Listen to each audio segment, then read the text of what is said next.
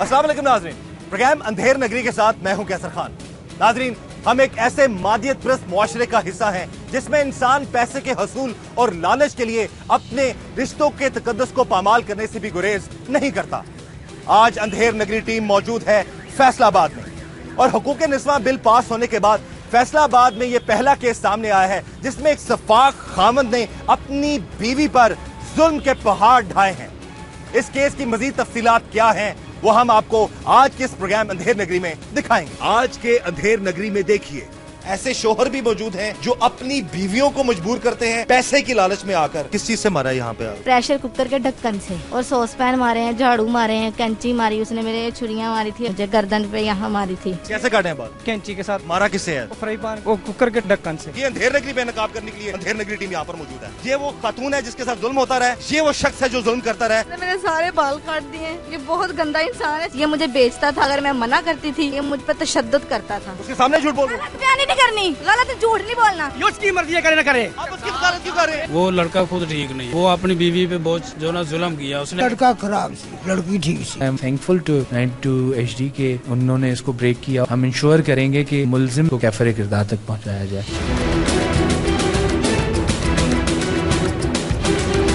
कहा जाता है वजूदे जन से है कायनात में रंग, लेकिन यह भी हकीकत है कि दुनिया भर की खवातीन को मुख्तलिफ मुश्किलात का सामना करना पड़ता है। खास तौर पर तरक्की पजीर ममालिक में खवातीन को दरपेश सबसे बड़ा मसला घरेलू तशद्दुद है। पाकिस्तान भी उन तरक्की पजीर ममालिक में शामिल है जहां खवातीन को इम्तियाजी सलूक और घरेलू तशद्दुद का सामना करना पड़ता है। ये समाजी मसाइल तालीम की कमी और शऊर के ना होने से रोज बरोज बढ़ रहे हैं। ह्यूमन राइट्स वॉच की एक स्टडी के मुताबिक पाकिस्तान में 70 से 90% खवातीन घरेलू तशद्दुद बर्दाश्त करती हैं और अंदाजन सालाना 5000 खवातीन इसके नतीजे में जान से हाथ भी धो बैठती हैं और कुछ उम्र भर के लिए माजूरी का शिकार होकर मुहताज हो जाती है। एक सर्वे के मुताबिक पाकिस्तान में रोजाना 2 खवातीन को घरेलू तशद्दुद के नतीजे में जला दिया जाता है। इन बढ़ते हुए वाकयात के पेश नजर 24 फरवरी 2016 को पंजाब असम्बली की बाकायदा मंजूरी से तहफ़्फ़ुज़ ख़वातीन बिल कानून की शक्ल इख्तियार कर गया।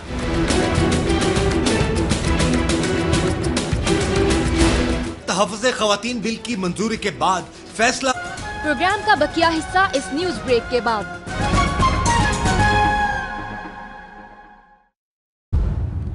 अहम और ताजा खबर आपको देंगे। बंगाल का जादू नहीं चल सका, भारत एशियन चैंपियन बन गया। शिखर धवन और विराट कोहली ने बांग्लादेश का किस्सा तमाम कर दिया। शिखर धवन और विराट कोहली की शानदार इनिंग्स की बदौलत भारत ने बांग्लादेश के 121 रन के हदफ के ताक़ुब में बआसानी ये हदफ हासिल कर लिया। 120 रन बनाए थे बांग्लादेश ने और 121 रन का हदफ था जो कि भारत ने 2 विकेटों के नुकसान पर बआसानी हासिल कर लिया। 15 ओवर्स का ये मैच था लेकिन 13.5 ओवर्स में ही भारत ने यह खेल खत्म कर दिया और एक बार फिर से एशिया की हुक्मरानी का ताज अपने सर सजा लिया है। भारत की इस फतह में शिखर धवन और विराट कोहली का अहम किरदार रहा। शिखर धवन ने 44 गेंदों पर 60 रन बनाए जबकि 27 गेंदों पर 38 रन के साथ कोहली नुमाया बल्लेबाज रहे।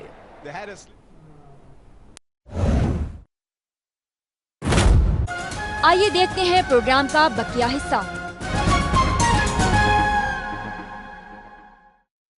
जिसमें एक शौहर ने अपनी बीवी को बेदर्दी से मारा पीटा और जुल्म की इंतहा कर दी। अपने ऊपर होने वाले जुल्म के खिलाफ जब ये मजलूम बीवी थाने में रिपोर्ट दर्ज करवाने पहुंची तो पुलिस का वही रवायती अंदाज था। इस बेचारी हवा की बेटी की जब किसी ने ना सुनी तो 92 न्यूज बना इस मजलूम की आवाज। 92 न्यूज पर खबर नशर होते ही इंतजामिया हरकत में आ गई और अपनी बीवी पर जुल्म के पहाड़ ढाने वाले शौहर के खिलाफ रिपोर्ट दर्ज हो गई। मगर इसके बावजूद मजलूम लड़की और उसके घर वाले पुलिस की तफ्तीश और रवैये से मुतमईन नहीं थे और उन्हें इंसाफ मिलता नजर नहीं आ रहा था। इस मजलूम लड़की और इसके वालिदैन की आवाज बनने और इस केस की मजीद तफसीलात जानने के लिए अंधेर नगरी टीम पहुंची फैसलाबाद।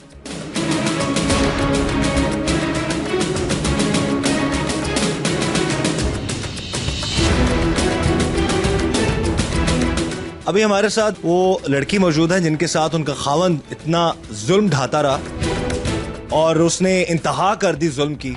उनसे हम बात करेंगे कब से ये घिनौना जो फेल है इसका उसने आगाज किया और वो क्या सारी सिचुएशन थी उनकी जुबानी हम जानने की कोशिश करेंगे। जी बहन जी जरा बताइएगा कि कब से ये आपके साथ ये मसला चल रहा है? काशिफ ने बोला कि मेरे बॉस हैं, इनके साथ तुम गलत काम करोगी, हमें पैसा मिलेगा, बच्चों के साथ खुश रहोगी, नए कपड़े पहनेंगे। उन्होंने मुझे बड़ी लालच दी। मैंने कहा नहीं, मैंने ऐसा कुछ भी नहीं करना। कितना अर्सा पुरानी बात है? ये कुछ साल पहले की बात है। तो मैंने कहा कि नहीं, मैंने ये काम नहीं करना। फिर उन्होंने मुझे मारा। इन्होंने कहा मैंने कहा अपने माँ बाप को बता दूंगी। काशिफ ने मुझे इतनी दूर रखा हुआ था, ना मेरा वहाँ कोई रिश्तेदार है, ना मुझे पता है। घर से बाहर मैं नहीं निकलती थी, ताला लगा के मुझे बाहर जाते थे जब भी ये दोनों जाते थे। वो अदरीस है इसका बॉस और ये काशिफ मेरा हस्बैंड था। तो इन्होंने दोनों ने, उसके पास गन थी, वो गन पॉइंट पे मेरे साथ ये काम करता था। अगर मैं नहीं मानती थी तो दोनों, वो काशिफ मुझे मारता था, कहता था कि तुम उन्हें मना क्यों करती हो, और ये मुझे बांध देता था। वो कहता था तुम्हारे बच्चों को गोली मार दूंगा। इसने मुझे कहा था कि अगर तुमने वो बात बताई तो इसी वक्त तुम्हें तलाक दे दूंगा और तुम्हारे घर वालों से बोलूंगा कि ये गलत औरत है, ये गंदी है, मैं तुम्हारे ऊपर कीचड़ उछालूंगा। मैंने इस वजह से मैं चुप रही। मैंने कहा मैं अपने बच्चे नहीं छोड़ सकती। इतनी ये सुन के इतनी घिन आ रही है उस शख्स से। ये जो बातें बता रही हैं काशिफ की जो वाइफ है, जो काशिफ नामी शख्स अपनी बीवी को मजबूर करता था अपने बॉस के साथ गलत एक रिश्ता जो है वो बनाने पर। आजकल के दौर में ऐसे खावंद भी हैं, ऐसे शोहर भी मौजूद हैं जो अपनी बीवियों को मजबूर करते हैं पैसे की लालच में आकर।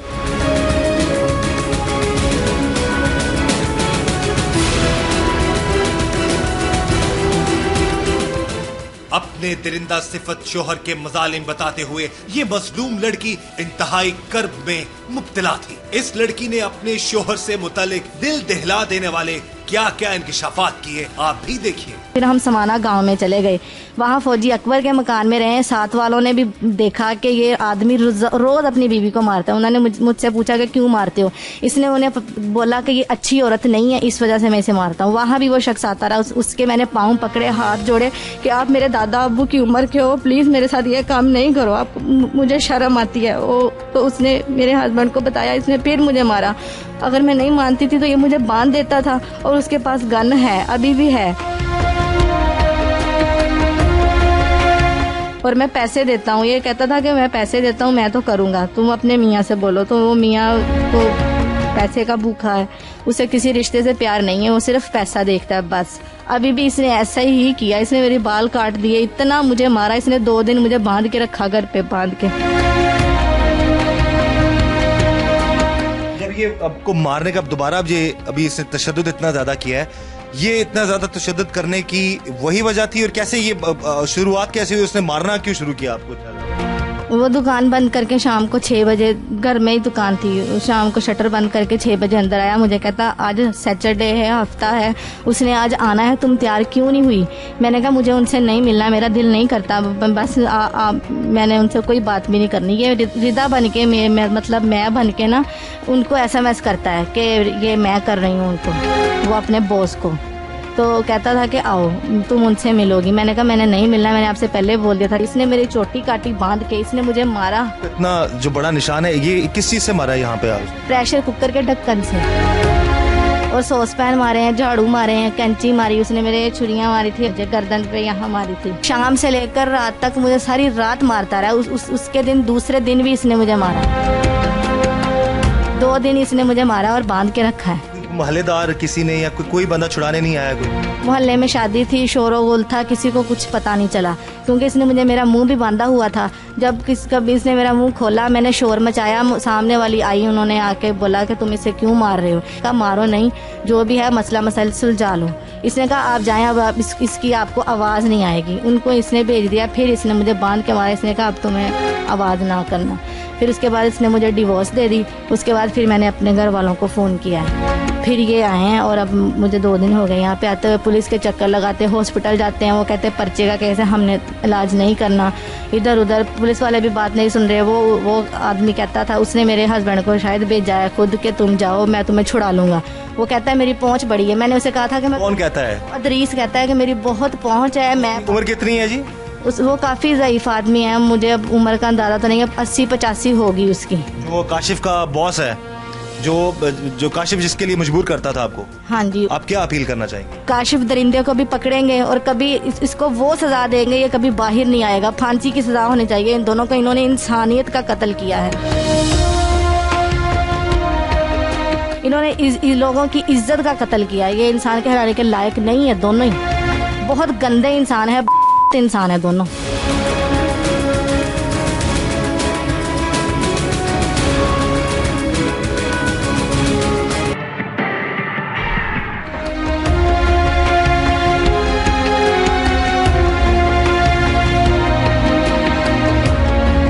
वालदा भी हैं साथ, मैं कोशिश करूंगा अगर उनसे मेरी अगर थोड़ी सी बात हो जाए, वो इस हवाले से क्या कहेंगे। भाजी, ये आपको कब ये पहली दफा पता चला इतना बड़ा जुल्म जो है वो मारता भी रहा, तशद्दुद भी करता रहा और जुल्म भी करता रहा ये शख्स? ਸਾਨੂੰ ਕਿਸੇ ਗੱਲ ਦਾ ਨਹੀਂ ਸੀ ਪਤਾ, ਹੁਣ ਬੱਚੀ ਨੇ ਆਣ ਕੇ ਦੱਸਿਆ, ਹੁਣ ਹੀ ਸਾਨੂੰ ਪਤਾ ਚੱਲਿਆ। ਪਹਿਲੇ ਇਹਦੇ ਨਾਲ ਜੋ ਵੀ ਹੁੰਦਾ ਰਿਹਾ ਸੀ, ਕਿਸੇ ਗੱਲ ਦੀ ਸਾਨੂੰ ਕੋਈ ਖਬਰ ਨਹੀਂ ਹੈਗੀ। ਵੈਸੇ ਇਹਨੂੰ ਇਨਸਾਫ ਮਿਲਣਾ ਚਾਹੀਦਾ ਕਿ ਇਹਦੇ ਨਾਲ ਇੰਨਾ ਜ਼ੁਲਮ ਹੋਇਆ ਵਾ, ਉਹਨੂੰ ਕੜੀ ਤੋਂ ਕੜੀ ਸਜ਼ਾ ਮਿਲਣੀ ਚਾਹੀਦੀ ਹੈ ਕਾਸ਼ਿਫ ਨੂੰ, ਉਸ ਬੁੱਢੇ ਆਦਮੀ ਨੂੰ ਜਿਹੜੇ ਇਹ ਜ਼ੁਲਮ ਸ਼ੁਰੂ ਕਰਵਾਇਆ, ਉਹਨੂੰ ਪੈਸੇ ਦੀ ਲਾਲਚ ਦੇ ਕੇ। हमारी कोशिश है अंधेर नगरी टीम की कि इस केस को प्रॉपर इंटेरोगेट करें और उस सफाक शख्स को भी सामने लेकर आए। एक माँ का, एक बेटी का, एक बाप का दुख हमने आपको दिखा दिया।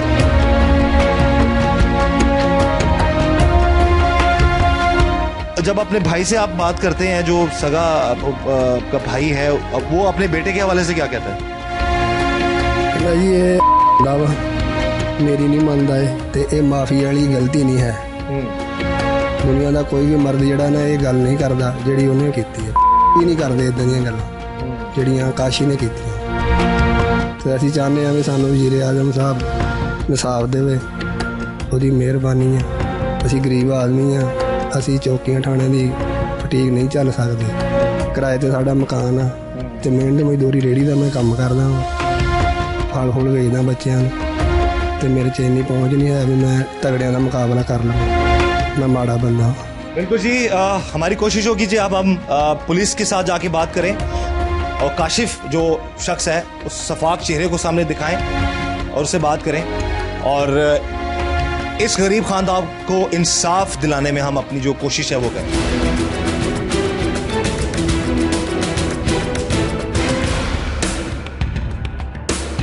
तभी अंधेर नगरी टीम की कोशिश है कि ये मुतासरा खानदान जो है, जो वालिद हैं, जो वालदा हैं उस लड़की की जिसके साथ इतना जुल्म हुआ है, इनको अब साथ लेके जाएं, क्योंकि इन्होंने हमें बताया जी कि 92 न्यूज़ पे खबर चलने से पहले तक कोई पुलिस वाला इनके साथ जो है ताउन नहीं कर रहा था।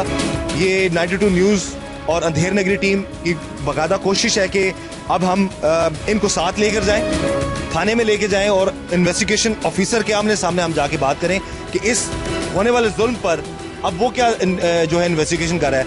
अब क्या पुलिस का रवैया आप मुतमईन है कि नहीं, आप क्या कर रही है पुलिस? पुलिस ने उन्हें पूछा ही नहीं कि काशिफ साहब ने भी कि तू ये काम क्यों किया वा, मुतमईन हो पुलिस दे काम तो कि नहीं? सही से कहने साढ़े सामने उन्हें पूछा जाए। वो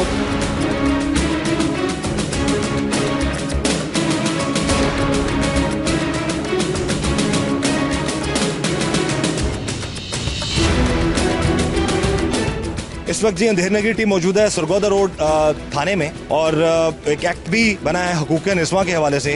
हकूक़ निस्वां के इस एक्ट के बाद ये पहला केस रजिस्टर हुआ है फैसलाबाद में, जिसमें एक खावंद ने अपनी बीवी को बेदर्दी से तशद्दुद का निशाना बनाया।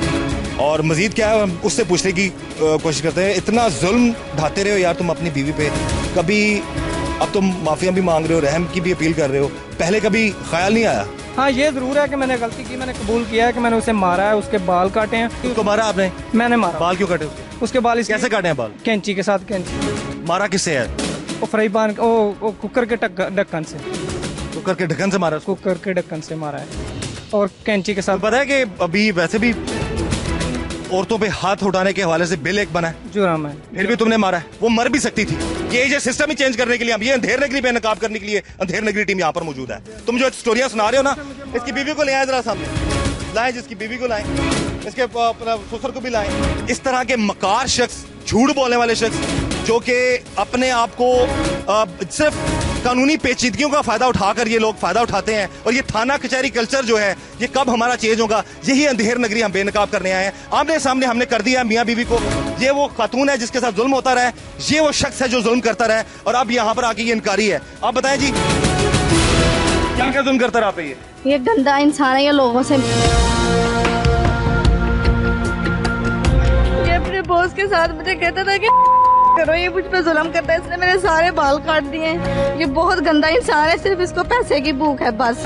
जो भी मैंने पहले कहा वो सब सच है, झूठ नहीं है। इसको इज्जत की परवाह नहीं है, इसको सिर्फ पैसे की परवाह है, सिर्फ पैसा बस। ये मुझे बेचता था, ये मुझे मारता था। अगर मैं मना करती थी, रोकती थी, माफी मांगती थी कि ये ना करो, तो ये मेरी बात नहीं मानता था। ये मुझ पर तशद्दुद करता था। जो इसका मालिक है उसके वाले से क्या करें? ये दोनों मिले हुए हैं, वो इसे पैसे देता है और ये खाता है, और ये गन पॉइंट पे मेरे साथ गलत काम। तुम्हें मारा जाए इस तरह? तुम्हारे बाल काटे जाएं? जी सर, मुझे तुम्हें तुम्हारे मुंह पे प्रेशर कुकर मारा जाए? मारना नहीं, देखो नहीं मारा, मुंह पे मैंने हाथ मारा था, प्रेशर कुकर मेरे कमर पे मारा था। ये हाथ है, उसके सामने झूठ बोल रहे हो? गलत बयानी नहीं करनी, गलत झूठ नहीं बोलना, झूठ नहीं। अगर मैं झूठी होती तो मैं यहाँ नहीं आती। ये इल्जाम लगा है, ये इल्जाम लग रहा है, दिखाओ जरा। ये इल्जाम लग रहा है कि इस लड़की की जान भी जा सकती थी। ये बीवी है शख्स, और इस वक्त थाने में खड़े होकर उसका पूरा खानदान, उसकी वालदा, उसके वालिद। आप माने हो अपना जुर्म? आप माने हो कि नहीं माने? जी सर, मैंने इसको मारा है, मैंने इसकी पिटाई की है, बाल काटे हैं, ये मैं मानता हूँ। 9 साल से ये खराब है, सिर्फ गुस्सा इनको ये है कि मैंने इसके बाल काटे हैं। अब ये बताइए कि ये आपको धमकाता कैसे था जी, जब आपको मुंह बंद करने के लिए? क्या कहता था मैं डिवोर्स दे दूंगा, मैं तुम्हारे ऊपर इल्जाम लगाऊंगा जैसे ये कि अब लगा रहा है, मैं बच्चे छीन लूंगा और यहाँ तो मैं तुम्हारे बच्चे मार दूंगा, मैं बेच दूंगा। तो इससे बेहतर है तुम अपने बच्चों के पास रहना चाहती हो। अगर तुम अपने बच्चों की सगी माँ हो, प्यार करती हो, तो ये मेरी बातें मानो सारी। इसलिए मैं मानती थी, सिर्फ इसलिए। यही मेरी मजबूरी थी कि मैं एक माँ थी बस। और मेरे माँ बाप गरीब हैं, जिस तरह आप उनकी। अपने माँ बाप को कभी नहीं बताया तुमने? नहीं, मैंने कभी नहीं बताया, इस वजह से कि उनकी इंसल्ट होगी। मैं अपने माँ बाप को इस तरह से बेइज्जत नहीं करना चाहती थी। पुलिस है, लोग हैं, सब देख रहे हैं। मैं क्यों आप मजबूर हो गई? आप अब इसने इंतहा कर दी जुल्म की। अब तो इंतहा हो गई बस। हद होती है हर चीज की, हर चीज की एक लिमिट होती है कि लिमिट क्रॉस हो गई। अब मुझसे बर्दाश्त नहीं हुआ, मैंने स्टेप उठा लिया। इदरीस कौन है? मैंने पूछा, इदरीस इसको पता है सर जी, इसको पूछे। इदरीस किधर है? मैं इनको घर लेके गया था जी, इनको साहब को इदरीस के घर लेके। क्यों लेके गए इदरीस के घर? रेड क्यों करवाया? क्योंकि इन्होंने इल्जाम लगाया मैं नहीं मजलूम, मैंने मारा। मैं कबूल करता हूँ, मैंने उसको पिटाई की है, उसके बाल काटे हैं, उस पर तशद्दुद किया है, मैंने कबूल किया है। इस्लामाबाद चले गए थे? इस्लामाबाद चला गया था मैं। बीवी भी चली गई थी तुम लेके साथ? अकेले पहले गया था, बाद में बीवी को लेके गए साथ अपनी? क्योंकि वो कहते क्यों? काम वाली जगह पे नहीं सर, रहायश वाली जगह पे गए थे जहाँ बीवी रहती थी। कितना सर काम करता है सिर्फ मेरा ख्याल एक माह भी ज्यादा होगा, 15-20 दिन रहे हैं। मैं खुद उनके घर काम करके आया हूँ, बीमा मेरी बीवी। कहता मैं खुद उनके घर काम करके आया, बीमा मेरी बीवी। इट मीन्स की बीवी भी उनके घर काम करती रही है। मेरे बात सुनो, जस्ट लिसन टू मी भाईजान। तुमने अभी कहा जी कि मैं तो उसको वैसे लेके गया था साथ, घर में भी काम किया, इस्लामाबाद भी लेके गया। अभी यहाँ पर खड़े खड़े इस शख्स ने, एसओसी साहब, am I right or wrong? ठीक कह रहे हैं आप, ठीक कह रहे हैं आप। देखिए आपने इसको कर रहा है, अपना जो मामलात है उसको खुद वो बता भी रहा है, और जो मतलब इन्वेस्टिगेशन में जो इल्जामात लगाए गए हैं उसमें इनिशियली उसकी जो है ना वो क्लूज जो है ना वो मिल रहे हैं। तो अभी आपके सामने मैंने इससे बात की, पहले कहते जी मैंने काम नहीं करवाया बीवी से वहाँ पे, अब वो आपके सामने मान रहा है, दो राय दे रहा है। आपके सामने ही है ये। हमें तो हर रोज़ ये मामलात है, इसका सामना हमें करना पड़ता है कि इनिशियली कुछ स्टेटमेंट्स होती हैं, बाद में कुछ और होती हैं, फिर अपने मफादात में इन्वेस्टिगेशन को मोड़ने के लिए मुख्तलिफ हरबे बहाने ये तो चलते हैं। ये हमारी रूटीन की बात है। आपके सामने जो है ना ये इसने जो अपना बयान किया है या जो भी इन्वेस्टिगेशन आपने किया है, आपने अच्छे सवालात किए हैं, और मैं इस बात पे बड़ा सेटिस्फाई हूँ कि आप बीइंग जो है ना जर्नलिस्ट, आपकी जो है ना क्रिमिनल हवाले से आपने बड़ा अच्छा जो है ना। हमारी बस कोशिश होती है कि हम जो है हकायक आवाम के सामने लेकर आए।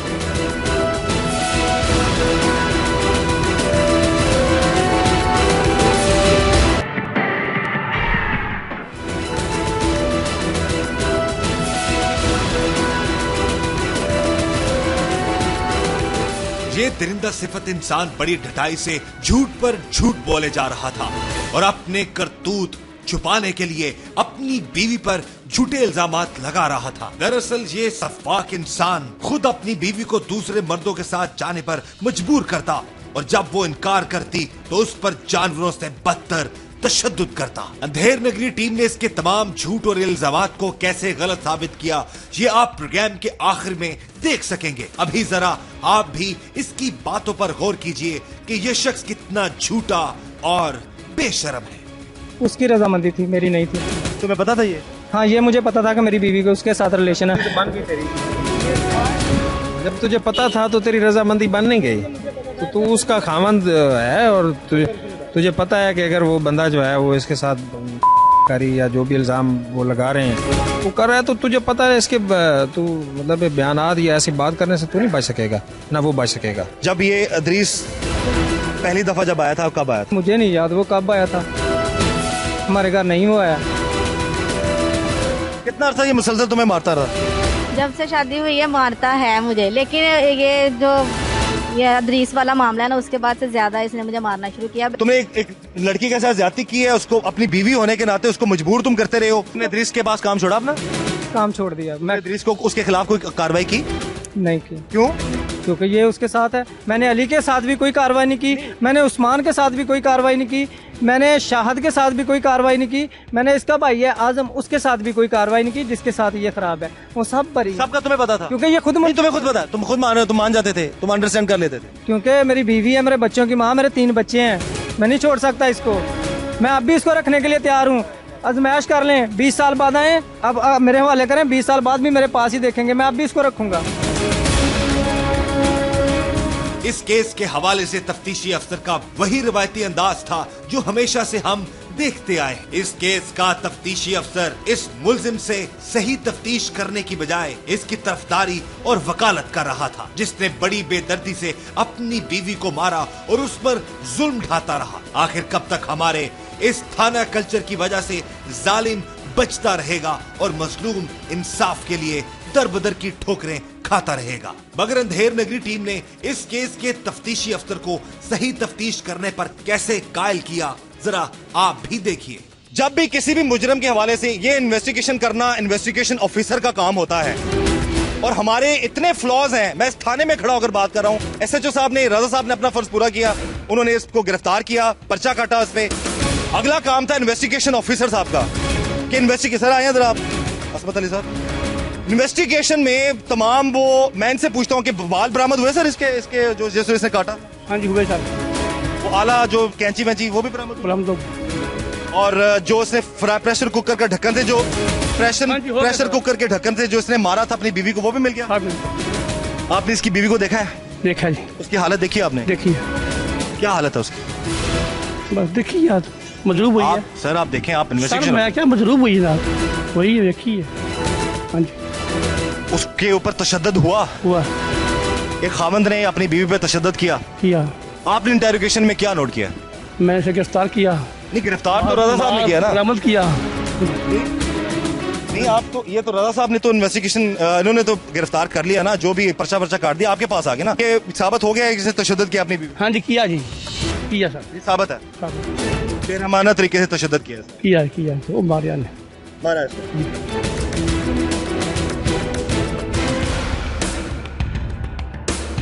इन्वेस्टिगेशन में आपको क्या लगा है कि अब तक क्या मामला आता है? आप वो बता। वो तो उसकी मर्जी है, एक औरत है, हर औरतें हैं, हर औरत कर रही है। सारा ये वो कर रहा है कि मैं, हजारों औरतें हैं, हजारों औरतों के लिए बिल भी पास हो गया। मैंने इसलिए मारा है, हमने आप मेरी मर्जी के बगैर लोगों को बिल की क्या पूछा ना, आपने सुन भी लिया आपने। एक कॉम्प्रोमाइज मैं करता था इसके साथ। मैं आपको बता दूं आखिरी बात जो आप पूछना चाहते हैं कि ये जब मिलती थी दूसरों से तो मैं इसके साथ बाद में मारता था, इसको कहता था बच्चों के लिए, फिर रुक जाता था, 4 दिन दिमाग ठंडा होता था मारने के बाद, फिर कहता था अच्छा यार चल हुण गां तो ना करी, हुण रुक जा, अगली गलती भी कॉम्प्रोमाइज कर लेता था। मैं तो आपको ये भी बता रहा हूँ कि इतना कुछ हमारे इल्म में था कि इसके जो मामला है, रिलेशन है काफी। तुम्हारे जिस बंदे के साथ तुम काम करते हो उसके साथ भी है? उसके साथ भी हैं, क्योंकि ये भी जिसके बाद तुम इस्लामाबाद लेके उसके साथ भी हैं दूसरे लोगों। इस्लामाबाद कौन लेके गया था? यार मैंने कौन लेके गया था? मैं लेके गया था सर। केड़ा पाकिस्तानी मर्द होएगा सर जी जरा कंप्रोमाइज करता जाएगा बच्चों के लिए हैं? बच्चों के लिए। आप इसकी तरफदारी क्यों कर रहे हैं? नहीं कर रहे, हम नहीं कर रहे। नहीं ये देखिए, आप देखिए राजा साहब please listen to me sir. आप देखें कि मैं उनसे मैंने कुछ और सवाल पूछा है और ये मुल्ज़िम की बात कर रहे हैं। वो कह रहा है कि इन्वेस्टिगेशन ऑफिसर साहब असमत अली साहब। करता रहा हूँ असमत साहब हर इंसान का अपना ज़हन है, मैं क्यों कहूँ ना कर, ये उसकी मर्जी है करे ना करे। कोई आदमी हम उसको कोई आदमी कबूल नहीं करता। वो कहता है सिर्फ मैं यहाँ पे इसका किरदार मशकूक होता है कि नहीं होता? बच्चों की खातर करता रहा हूँ, किरदार दोनों के सामने आ गया है, एक का सामने नहीं आया। बोल नहीं आया अपने भी क्यों, जो वो कह रहा है कि एक का आप उसकी वकालत क्यों कर रहे हैं? नहीं आया। इंटेरोगेशन ऑफिसर साहब, इन्वेस्टिगेशन ऑफिसर साहब इस वक्त असमत अली साहब एक उस शख्स की उसकी वकालत कर रहे हैं। मैं दिखा दूंगा कैमरे पे। आप वकालत कर रहे हैं? उसकी बात नहीं कर रहा, मैं उसका बयान रख रहा हूँ जो हुआ है उसके साथ। अच्छा लड़की का बयान बताया आप? लड़की का क्या बयान? उसने ये कहा है कि उन्हें FIR लड़की ने FIR में क्या लिखवाया? सिर्फ उसने कहा है इदरीस के बारे में, इस नामी शख्स के साथ वो करते हुए कहता था, मैंने नहीं किया, इसलिए उसने मारा है। पढ़िए ना फिर आपने। बात यह है कि जो लिखा है तो मेरी गुजारिश है, मेरी आपसे असमत अली साहब जो कि इस केस के इन्वेस्टिगेशन ऑफिसर हैं, इस वक्त 18 करोड़ आवाम के सामने अंधेर नगरी टीम ये गुजारिश करेगी आपसे कि आप दोनों की बात सुने, आप लड़की की भी बात सुने। कैमरे के सामने ये शख्स मुसलसल झूठ बोल रहा था, मगर जब हमने उससे ऑफ द कैमरा बात की तो उस शख्स ने तमाम हकायक खुद ही बताना शुरू कर दिए। जरा आप भी देखिए कि किस तरह अंधेर नगरी टीम ने इस शख्स से सच उगलवाया। कितने पैसे भेज रहे हैं? 5000 हर महीने। किन्हें भेजा? किन्हें भेजा? कभी मेरे मोबाइल पे आए ना, कभी उधर मोबाइल पे। ਜਦੋਂ ਅਦਰੀਸ ਜਿਹੜਾ ਵਾ ਜਿਹਦਾ ਨਾਮ FIR ਜੋ ਨੇ ਲਿਖਾਇਆ ਵਾ ਠੀਕ ਉਹਨੂੰ ਤੂੰ ਅੱਜ ਤੱਕ ਰੋਕਿਆ ਨਾ ਰਾਮ ਤੋਂ ਤੇਰੀ ਰਜ਼ਾਮੰਦੀ ਨਾਲ ਆਂਦਾ ਰਿਹਾ मैं रजामंदी। ਅਦਰੀਸ ਕਦੋਂ ਕਦੋਂ ਘਰ ਆਉਂਦਾ कभी 3 महीने बाद, कभी 2 महीने बाद, कभी महीने बाद। ये जरूर उन्हें कहा कि ਤੁਹਾਨੂੰ मैं प्लॉट भी लेके दवांगा। किने? अदरीस साहब। अच्छा मैं भाई आदमी है, उस्मान कोल भी मैं लेके गया, अली कोल भी मैं लेके गया, ना गंदा हो गया ना हो गया। ਉਹਦੀ ਉਮਰ ਕਿੰਨੀ ਹੈ ਅਦਰੀਸ ਦੀ? तो यार उन शर्म नहीं आती है? किने क्या अदरीस ने क्या पैसे लो वो? अच्छा तो चुप कर जाओ। खर्चा पानी भी ठीक है ना तू बोल ना तेरी बुढ़ी बोले। अदरीस ने पैसे दिला की दी। अच्छा किसी को दसना नहीं गा, मैं तेन खर्चा पानी भी देंगा, मैं तेन पैसे भी देंगा, जगह भी लेके देंगा। तू भी मान गया? आइए साहब, ये खुद ही ऑफ द रिकॉर्ड भी ये बंदा बता रहा है, अब आपने इन्वेस्टिगेशन पूरी करनी है, ये मान रहा है अभी आपके सामने मान रहा है। ये लिख लिया आपने कि नहीं लिखा? अभी लिख दिया, ये अभी खुद मान रहा है। ये आपसे जाहिर कर रहे हैं कि ये 80-90 साल का जिसका आप जिक्र कर रहे हैं वो खुद कह रहा है जी कि उसने हमें पैसे देके चुप करा दिए थे।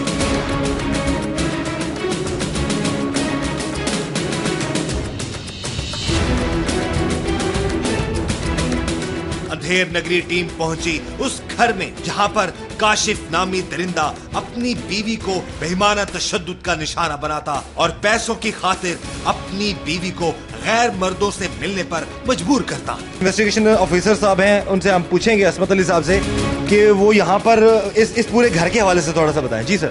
4 माह से मकान किराया पर रखा है। ये वाला इधर ये रहायश पजीर है। हाँ जी। और यहाँ पर रहता रहा, वो अपनी बीवी के साथ रहता रहा, और जो माल और वो चीजें सारी बरामद यहीं से सारा इधर रहायशी, इधर से बरामद हुई जाती है। कैंची जो है क्या सामान इधर से बरामद हुआ है, और जो बीवी जो लड़की के बाल है वो भी यहीं से बरामद हुआ है। जो इब्तिदाई तफ्तीश आपने की इसी घर में उसको तशद्दुद का निशाना? इसी घर में काशिफ ने तशद्दुद का निशाना बनाया था, इसी घर में हुआ है। ये मकान इसी था, रहायशी तक थी।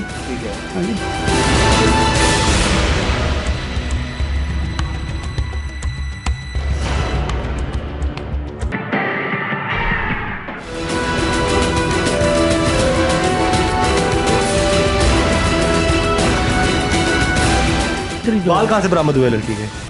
इधर से, इसके ऊपर। अच्छा, जो ये है ना अपना अलमारी, इसके ऊपर डब्बे से। ठीक है। हाँ जी।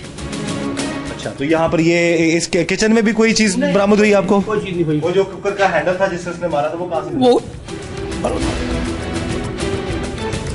इधर से मिला था, वो इधर से मिला किचन से।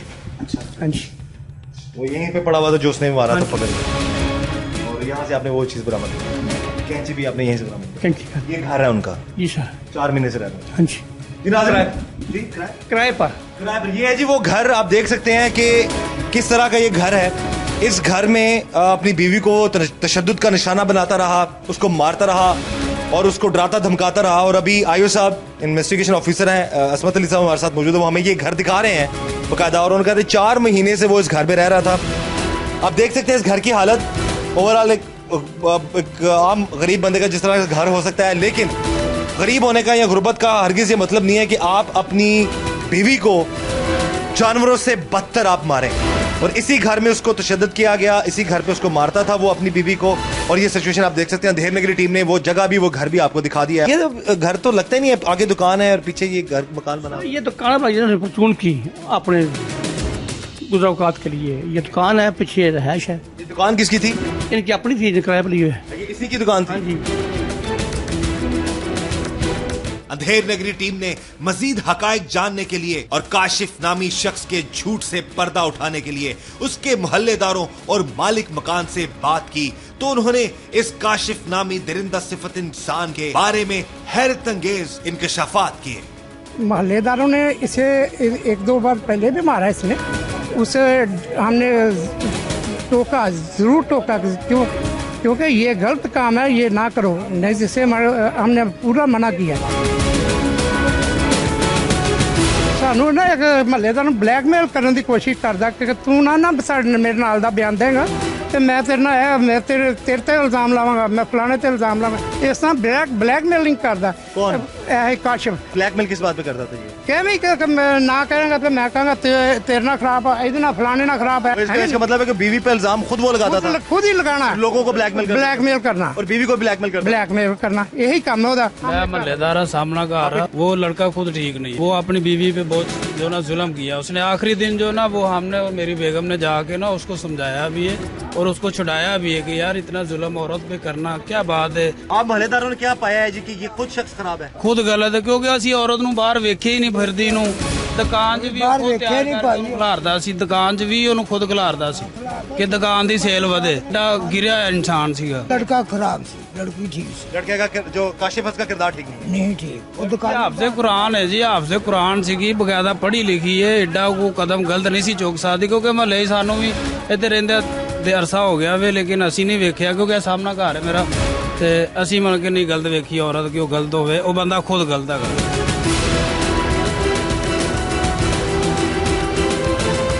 इस शख्स की घटिया हरकतों की वजह से उसकी बीवी और बच्चों दोनों का मुस्तकबिल तबाह होकर रह गया था। जब हमने उसकी बेटी से बात की तो उसने भी अपने बाप यानी काशिफ की असलियत से पर्दा उठा दिया। बेटा आपका नाम क्या है? फाइजा। अच्छा, आपके अबू का नाम? काशिफ। अम्मी का नाम? निदा। किस क्लास में बेटा पढ़ती हो? प्रेप। भाई पढ़ता है आपका? नहीं। छोटा है। किससे ज्यादा प्यार करती हो आप? मम्मा से। मम्मा से। मामा से? मामा आपको प्यार करती हैं? आप भी मामा को प्यार करती हो? उनको कहती नहीं कि ना लड़ा करें? क्या कहती हो आपने? कहती हैं ना मम्मा को ना मारा करो। तो क्या कहते हैं आपके पापा फिर आगे? पापा कहते हैं कि ना मैंने मारना है। आप लोग आप मना करती हो? ये आप देख सकते हैं, ये मासूम बच्ची है, प्रेप में पढ़ती है, छोटा भाई है इसका, एक उसका भाई अभी साथ है, वो सोया हुआ है। और इस वक्त हम थाना सरगोदा रोड के सामने ही मौजूद हैं। उस मासूम सी प्यारी सी बच्ची ने खुद ही बता दिया कि वो अपने अब्बू को मना भी करती है कि ना मारा करे मेरी मामा को, वो मामा से प्यार भी बड़ा करती है। अब इस लड़ाई झगड़े में इन मासूम बच्चों का क्या कसूर है? और इन बच्चों का क्या फ्यूचर है? हमने बात करते हुए भी यकीन मानिए इस वक्त अब अल्फाज साथ नहीं दे रहे हैं, लेकिन हम सिर्फ ये अपने इस मुआशरे का वो तल्ख चेहरा आपको दिखाना चाहते हैं जिसमें मियाँ बीवी की लड़ाई में बच्चे बेचारे जो है पिस जाते हैं। इस मासूम से बच्चे का क्या कसूर है? इस मासूम सी प्यारी सी बेटी का क्या कसूर है जो वो खुद भी उसने बताया था। आप किस तरह कहती थी अपने बाबा को कि ना मारे मेरी मामा को? मैं कहती थी कि मम्मा को ना मारे, तो ना फिर पापा कहते मेरे मारना, मैंने कहा ना मारे। फिर भी मारते थे पापा को?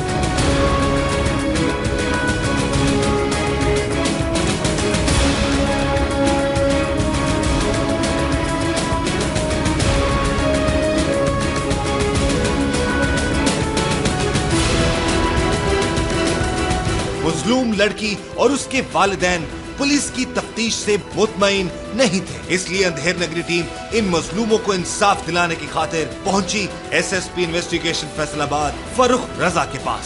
ये जो खातून है जिसके खावंद ने उसके साथ इतना जुल्म किया है, उसके खावंद के खिलाफ क्या कार्रवाई की जाएगी? और कुछ नाम मजीद सामने आ रहे हैं, इस कहानी के कुछ और पहलू सामने आ रहे हैं, उस हवाले से स्पेशली इनकी क्या इंस्ट्रक्शंस होंगे? अस्सलाम वालेकुम जी। वालेकुम जी। अपना जैसे ही फैसलाबाद पुलिस के नोटिस में इस संगीन नोयत के वाक़े का इंफॉर्मेशन हमें मिली तो हम लोगों ने इस पे फ़ौरन एक्शन किया और एक FIR नंबर 169 इसके ख़िलाफ़ दर्ज की गई, जिसमें औरत की जो तज़लील होती है उसके हवाले से जो सेक्शंस ऑफ लॉ हैं 354 उसमें इसका पर्चा दर्ज किया गया और इसके अलावा उसके बाल काटे गए थे, तो मुतल्लिका सेक्शंस लगा के हम लोगों ने FIR दर्ज की। और FIR दर्ज होने के बाद जो है वो हम लोगों ने इसमें फ़ौरन उस बंदे को गिरफ़्तार किया, उसका नाम काशिफ है। तो हम लोग इन्वेस्टिगेशन इस हवाले से कर रहे हैं और मेरी जो इंस्ट्रक्शंस मैंने अपने अंडर कमांड को दी हुई हैं वो ये हैं कि सख्त से सख्त कार्रवाई होनी चाहिए और एविडेंस प्रॉपर कलेक्ट करके तो ऑनरेबल कोर्ट को भिजवाए जाएंगे और उसके बाद जो भी फैसला आएगा एज़ पर लॉ तो उसके हिसाब से चीज़ की जाएगी। इस केस में कुछ ऐसे पहलू भी सामने आ रहे हैं। हमारी मुलाकात हुई है उस खातून से जिसके साथ जुल्म हुआ है, उसने कुछ बताया कि इसको मजबूर भी करता रहा है इसका हस्बैंड, और उसके इस मामले में कुछ और पहलू भी हैं। उस चीज़ को आप कैसे इंटरप्रेट करेंगे? और जो सफाकियत उस शख्स ने जिसका जो सबूत दिया है उस हवाले से आप क्या कहेंगे? FIR के कंटेंट्स में जिस तरीके से उसने तशद्दुद का निशाना बनाया, बेसिकली उस बंदे ने प्रेशर कुकर का एक ढक्कन उठा के उसके बहुत शदीद तरीके से मारा पीटा है। उसकी स्नैपशॉट्स भी मिले, मौके पे हम लोग गए, मैंने देखा उस खातून की हालत वाकई बहुत ख़राब थी। हम प्रॉपरली इन्वेस्टिगेट करेंगे और अगर वो बातें जो आप जिनकी तरफ आप पॉइंट आउट कर रहे हैं वो अगर सामने आती हैं तो उसमें हम लोग इसको अपनी केस फाइल का हिस्सा बनाएंगे और ऑनरेबल कोर्ट की तरफ इसको भिजवा देंगे ताकि वो अकॉर्डिंगली डिसीजन मेकिंग कर सके। बड़ा तकलीफ दे एक केस है। I am like thankful to 92 HD के उन्होंने इसको ब्रेक किया और हम लोगों ने कार्रवाई की और इंशाल्लाह हम इंश्योर करेंगे कि इसमें मेरिट पे तफ्तीश अमल में लाई जाए और मुलजिम जो है उसको उसके कैफरे किरदार तक पहुँचाया जाए।